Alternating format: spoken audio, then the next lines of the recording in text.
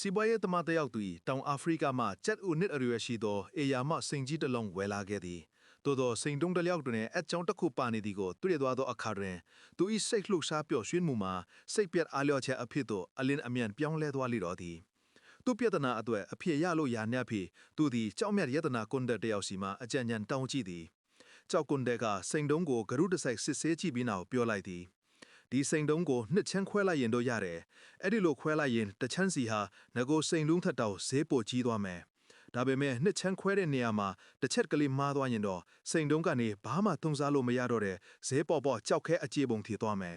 ကျုပ်သာဆိုရင်တော့မစွန့်စားတော့ဘူးအခြားတိုင်းပြည်မှာကြောက်ကုန်တဲ့တယောက်ကလည်းထိုနည်းတူရှင်းပြသည်ဤသို့ဖြင့်စီကွာတဲ့သမားဝေခွဲရခတ်နေစဉ်တွင်လူတစ်ယောက်ကသူ့ကိုအမ်စတာဒမ်မြို့တွင်ရှိသောရွှေလက်ပိုင်ရွှေဟုထင်ရှားသည့်အကျွမ်းကျင်ဆုံးကြောက်ကုန်တဲ့အဘိုးအတယောက်အကြောင်းပြောပြသည်ထို့ကြောင့်စီကွာတဲ့သမားသည်ထိုကြောက်ကုန်တဲ့ရှိရာသို့နေချင်းပင်လေရင်စီးအရောက်သွားလေတော့သည်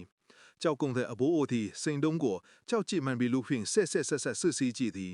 ထိုနောက်တွင်မှကြောက်ကိုနှစ်ချမ်းခွဲလိုက်ရင်ဖြစ်လာနိုင်သည့်အကျိုးဆက်များကိုရှင်းပြသည်သို့သောထိုအကျိုးဆက်များအကြောင်းကျင့်ဖန်များစွာကြားလာရသဖြင့်စိတ်မရှင်းနိုင်တော့သောစီးပွားရေးကဆက်မပြောရန်တားလိုက်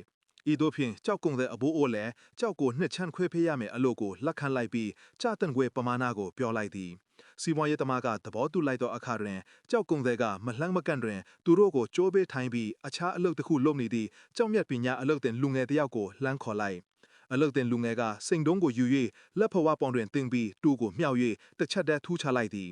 အနာပါသောစိန်တုံးသည်အလွန်ထူးခြားကောင်းမွန်သည့်စိန်တုံးတစ်တုံအဖြစ်တိတိကျကျကွဲထွက်သွားတော်သည်အလုတ်တင်လူငယ်ကကြောက်ကုန်တဲ့ကိုလှဲ့ရည်ပင်မကြည့်ပဲစိန်တုံးတစ်တုံကိုနောက်ပြန်လှမ်းပြလိုက်သည်အန်အားတင်နေသောစီးပွားရေးသမားကမဲကြည့်သည်ဒီချတဲ့ခမည်းစီမှာအလုတ်လုပ်နေတာဘလောက်ကြပြီလဲအဘိုးအိုကပြန်ဖြေသည်ဒီကောင်အလုတ်ဝင်တာ3ရက်ပဲရှိသေးတယ်ကွာဒီကြောက်တန်ဖို့ဘလောက်ရှိတယ်ဆိုလား तू မသိဘူးဒါကြောင့်ကြောက်ခွဲတုံးကဒီကောင်လက်မတုံတာပေါ့သင်ခန်းစာဖြစ်လာနိုင်သည့်အန်တရယ်များအကြောင်းအသွေးလွန်သည့်မိမိ၏အကြောက်တရားများကိုပုံကြီးချဲ့နေပြီးချင်းကိုရက်တန်လိုက်တဲ့တပြိုင်နက်တည်းမဖြစ်နိုင်ဟုထင်ခဲ့ရသောအရာများဖြစ်လာပါလိမ့်မယ်တခါတရံတွင်အကြီးမားဆုံးအခက်အခဲအသားအစည်းများသည့်တင့်စိတ်ထဲတွင်သာရှိနေသောအရာများသာဖြစ်ပါတယ်